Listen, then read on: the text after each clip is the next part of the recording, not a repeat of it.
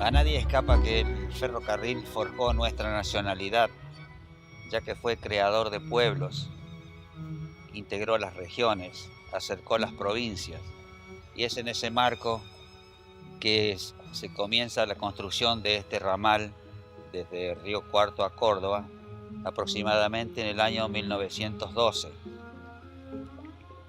La estación Almafuerte terminó de construirse a fines del año 1913, tan es así que el primer tren corrió el día 21 de diciembre de ese año.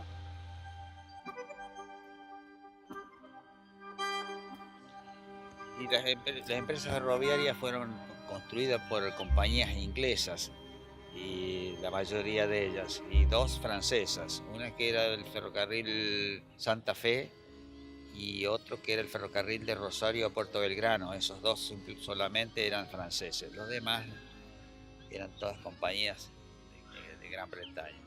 Eh, las empresas fueron nacionalizadas en el año 1948, haciéndose cargo del gobierno el día 1 de marzo. De allí surgieron los nuevos ferrocarriles, los nuevos nombres de los ferrocarriles, que en tiempo de los ingleses cada uno tenía un nombre distinto. Entonces los de trocha ancha, que es de 1,676 m, fueron agrupados en 4 grandes ferrocarriles, que fueron lo que era el Ferrocarril Central Argentino, se llamó Ferrocarril Mitre. El Ferrocarril Oeste se llamó Ferrocarril Sarmiento. El Ferrocarril Sud se llamó Ferrocarril General Roca, y el Ferrocarril Pacífico y Buenos Aires al Pacífico se llamó Ferrocarril General San Martín. Todos los de la trocha de 1 metro se agruparon todos en el Ferrocarril General Belgrano. Y la trocha media, que es la más comercial, que se usa en Norteamérica y en casi la mayoría de los países, que es de 1,435 m, se agruparon los ferrocarriles que van a la Mesopotamia, llamándolos Ferrocarril Urquiza. Los nombres no eran caprichosos, respondían a donde había actuado cada uno de estos próceres. Belgrano por su batalla de Tucumán y Salta, San Martín por que en Mendoza estableció el cuartel para cruzar los Andes. En 1947 el gobierno del general Perón empezó a comprar a los ferrocarriles y terminó haciéndolo en el 1948, por eso, como decía recién, el 1 de marzo de 1948 es cuando se hace la nacionalización definitiva de todas las líneas. Y allí comenzaron a estar en manos de los argentinos. Todo el personal de dirección, que eran ingleses, habían retirado, y se comenzaron a nombrar empleados argentinos. El doctor Pedro C. Molina es el que dona estas tierras para que se haga un pueblo. Se hacen las parcelas porque la ciudad es prefabricada, prediseñada, y él es el que impulsa para que el ferrocarril llegue a esta zona. En realidad, para que las vías pasen por este lugar. Y la estación, a partir de ahí, era más chiquita. Se trataba solamente de gente de carga. A medida que va desarrollándose los ferrocarriles en el país, comienza a desarrollarse este también, con la estación y ya transportando pasajeros. Así que, imagínate que en ese momento eran poquitas casas, eran poquitas calles, así que la estación fue como el punto inicial de una vida social para los pueblerinos.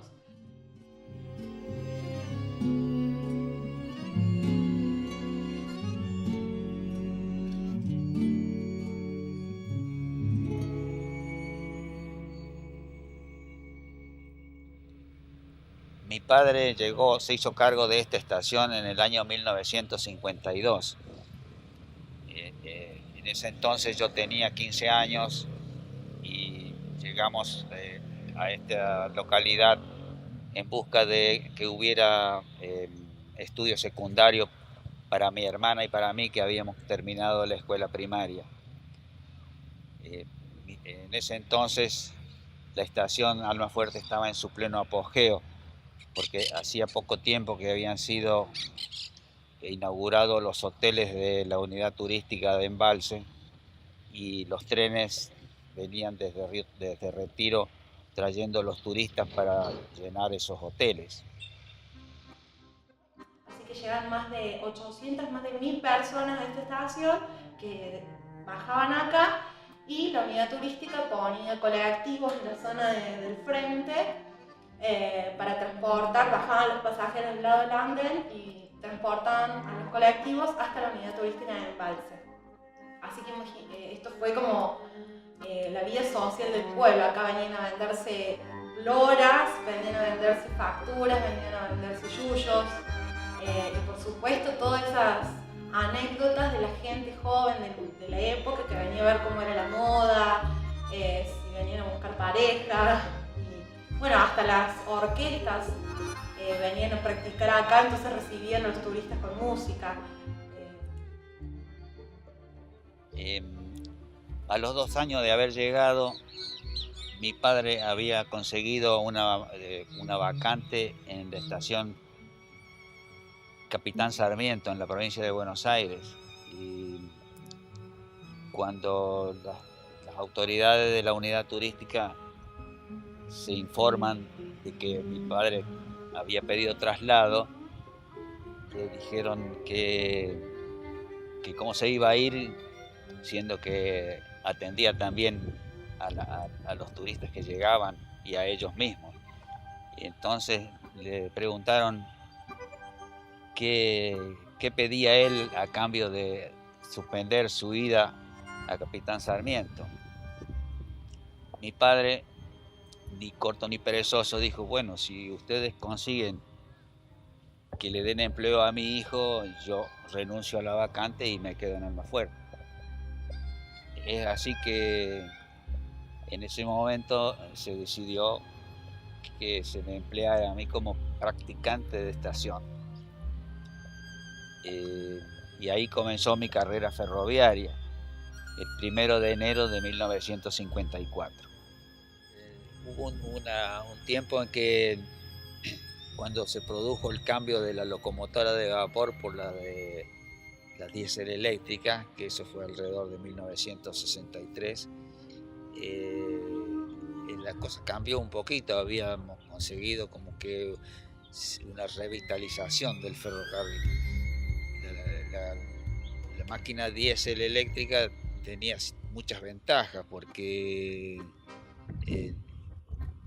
la locomotora de vapor necesitaba combustibles que ya no había en existencia, como la leña y el carbón.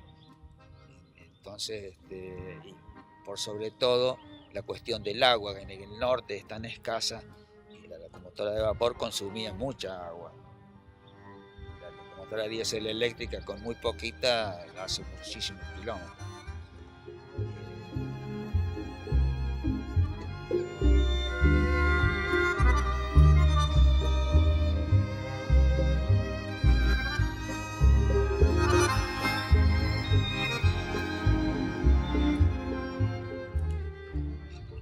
Almafuerte está a 426 metros sobre el nivel del mar y Berrotarán está a 641, entonces en esos 200 metros es muy factible que se produzcan accidentes con el escape de los trenes por fallas en los frenos.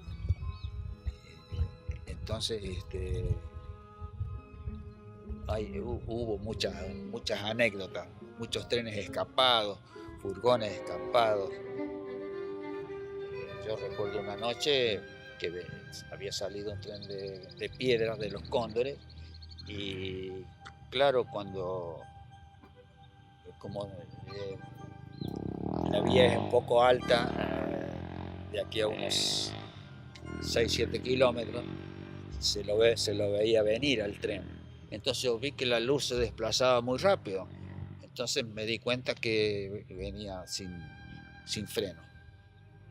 Entonces el sistema de vía libre, que es un bastón piloto que se entrega con un aro, fui y lo colgué en lo que se llama el canjeador, porque no se lo iba a dar con la mano, porque corría mucho peligro yo ponerme al lado del tren ahí a esa velocidad.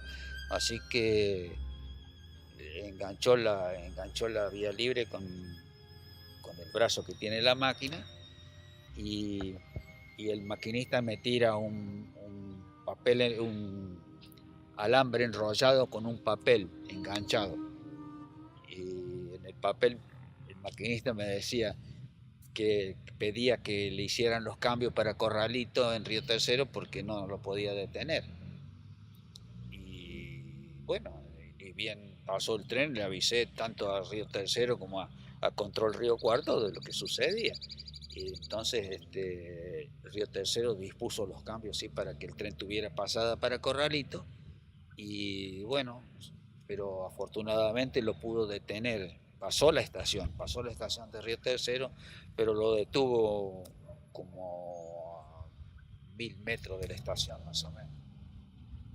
Pasó muy fuerte y era una nube de polvo, era una cosa impresionante, porque tiene que haber, yo calculo que ese tren pasó a más de 100.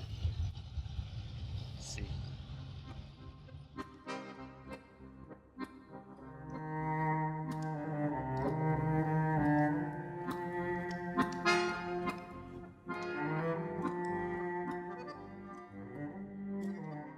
Esto funcionó como estación de pasajeros y estación de carga hasta el año 1977, donde en todo el país ya se deja de correr los trenes de pasajeros, pero esta estación específicamente desde 1977 hasta el 1990 funcionó como carga. Por eso todos los materiales y documentos que tenemos nosotros para exhibir en el museo datan desde esa época, y todos registros de cargamentos.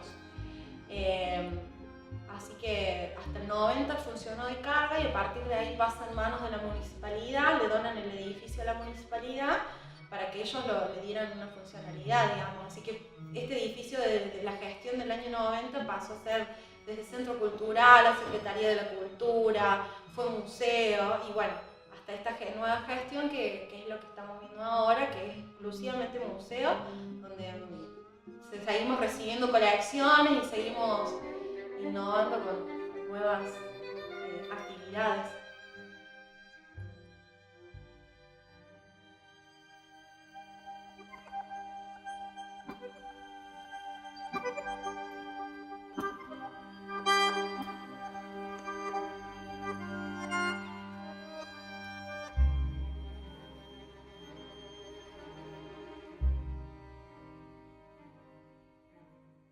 La privatización comenzó en 1992 con las primeras líneas. Yo tuve que entregar al nuevo Central Argentino el día 23 de diciembre de 1992. Y trabajé, o sea, estuve a las órdenes del ferrocarril hasta el 30 de abril de 1993, en que ya tuve que dedicarme a la actividad privada.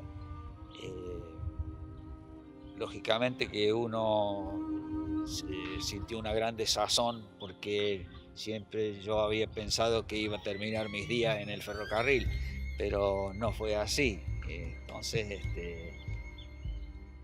sentí mucha pena, me dio mucha desazón. Pero bueno, era necesario tal vez, porque los ferrocarriles ya estaban en decadencia, habían entrado en su decadencia, porque habían en el año 1977, durante el gobierno militar, suprimieron todos los trenes de pasajeros. Entonces se dedicaron simplemente a la carga y a la carga por vagón completo. terminaron todos los demás rubros.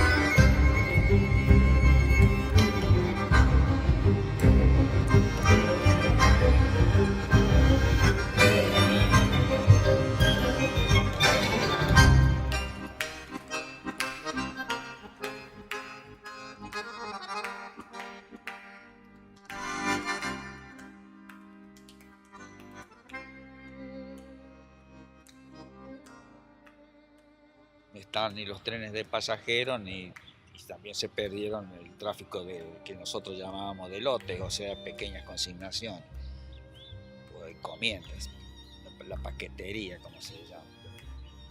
Pero